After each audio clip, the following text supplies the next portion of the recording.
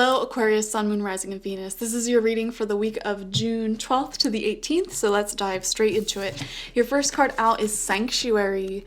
Does anyone remember that movie, what is it called, Logan's Run? It's super old, and they're just like, Sanctuary. This card just reminded me of that. If you got that reference, subscribe to this channel. I don't know. Let me know down below. A sanctuary resides inside you no matter what is happening.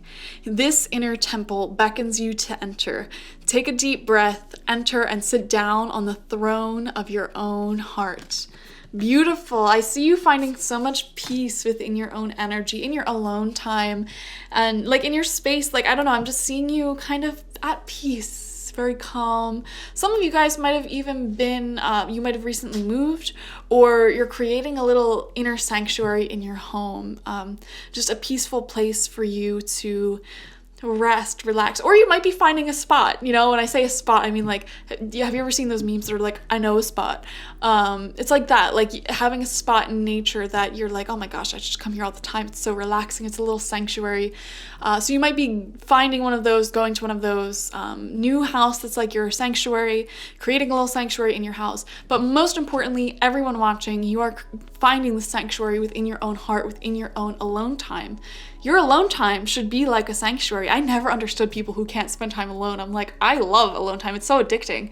I am always at peace when I'm by myself and when I'm doing what I love, these readings, whatever it may be, cleaning.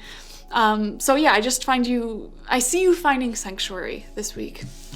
So you have attachment in reverse. I love this card in reverse for you this week. I feel like you are letting go of, for some of you, I'm seeing letting go of your attachment to maybe past people, okay, past situations, releasing your attachment to anything that just isn't working for you. So it's a really healing week for you, just in general. Okay, I see you finally moving on for some of you. I feel guided to say that. We also have burrow. Wow, this is so similar to sanctuary, just burrowing in, nice and cozy, healing, resting, a safe space for you to just tune into your own magic. So exhaustion, lack of energy, questioning motivations, realignment. I feel like this is a cozy little week for you where you're just kind of I don't know, spending more time to yourself, doing rejuvenating things, reading your little book, or I don't know what you do, whatever you do here that is cozy, you're just kind of staying within, a little bit more introverted this week. So I love that for you. There's a lot of healing going on.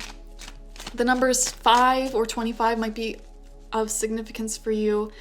So there is that. I see you recovering from exhaustion. Maybe you had a strong attachment in the past to someone or something that took a lot of energy out of you. You were just constantly giving to this, pouring energy into it, and you finally are away from that. You broke that attachment off, and now you're rejuvenating your energies. It's I'm away from that draining person, that draining situation. Let me just take a breather and recover. Some of you guys might even be recovering from travel or just a busy period. So that is lovely. It's a nice rejuvenating week. I keep using the word rejuvenating, but that's what it feels like. It honestly does. So we're going to pull 9 tarot cards, 3 rows of 3, to get a more full overview of this week ahead for you. Okay. So let's see. And we're just putting them face down. We're using the Light Seers Tarot, which is one of my favorite tarot decks. I feel like the Light Seers Tarot is a favorite for most tarot readers. It's very inclusive, very artistically beautiful. First card out for you is the Ace of Wands. Beautiful start to the week. This will definitely be a positive week for you. I feel a lot of creative inspiration here, a lot of passion to just wake up and do what you want to do. Also, I'm seeing a new passionate beginning. For some of you, this could even be a relationship or a change in your relationship. So maybe you just moved in full time with a new partner or an old partner, whatever, or you just met someone new, or you just started a new hobby that you're passionate about, or a new project. To me, it just feels like something new entering your life that you feel so passionate about. Honestly, I am getting those feelings of new love for a lot of you. I'm just saying, new romantic love. It's you released your attachments from the past, and this new beginning awakens, and it's very I don't know why I'm getting a lot of sexual energy from this. I'm gonna be honest with you. It just it's just refreshing. I don't know how else to put it. Very passionate. Second card out for you, we have the King of Swords. So this could be who this energy is with, okay? This could be a fellow air sign, so Gemini, Libra, Aquarius, but it doesn't have to be. This is someone who's mature, who has a really clear mind. They're very ambitious. They could even be in like a traditional career role, like IT person, teacher, leader, organizer, business, anything involving academics or using your mind. They could be really into that stuff. This is someone who you love having conversations with. You can talk to literally all day, every day. And I just see a strong attachment to someone coming through in your reading, Aquarius. Wow.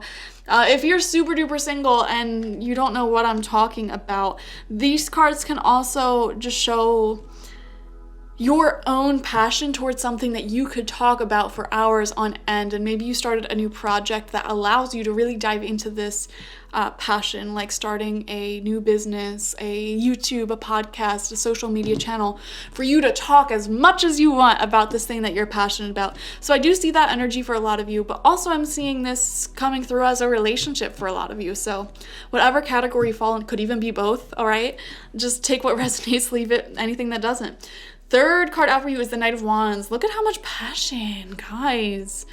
Knight of Wands and the Ace of Wands. This is something else here.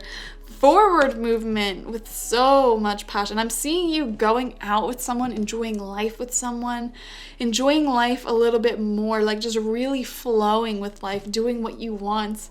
Some of you guys might be going out to dance, seeing live music, seeing some type of live event this week, which is really fun. I'm also, I don't know why, seeing Latin food might be significant for some of you. So there's that. I mean, yeah, just getting out there, having fun, and just enjoying your passions and enjoying your fiery sacral chakra energy. Passion, sensuality, all that good stuff, okay? Second card out for you, the fourth card out, second row, okay? Eight of Wands in reversed, okay? So there may be feeling like, a feeling of uncertainty. How is this going to move forward? What does the future here? What does it really encapsulate? You know, the Eight of Wands, we don't see any person in this card, but to me, it really reminds me of that energy of like when you order something online and then it shows up to your house, but like that in-between phase where it's like you don't really know where it is, but there's this excitement within you that it's coming. I'm seeing that, but more energetically in your life. Like you feel something here. You feel like something can really happen here, and this is right underneath the Ace of Wands. So this is something extremely new to you, okay? A new project, a new business, a new relationship. It's like, I feel something here. There's a spark here. There's potential for this to grow into something really good, and it could be really fast moving. I feel it's something that you're psychically feeling within yourself. Like there's a lot of potential here. There's a magic in whatever this new relationship or project is, a lot of potential. And maybe you kind of just started going on dates for fun. You started this project for fun. But then like now that you're kind of getting into it, it's just like, no, wait, this might be something more serious than I initially thought. That's what I'm seeing for you, Aquarius. Like this might be a whole new lifestyle for me. So I don't know, I see a new thing that has happened. And honestly, since the Ace of Wands is the first card out, I feel like you have already just met this person or started this project. So probably within the last month or so, or 2 months. I wouldn't really say you've been doing this for several months. It feels like a new thing in your life. Project, business, person, okay? I feel like it's one of those things.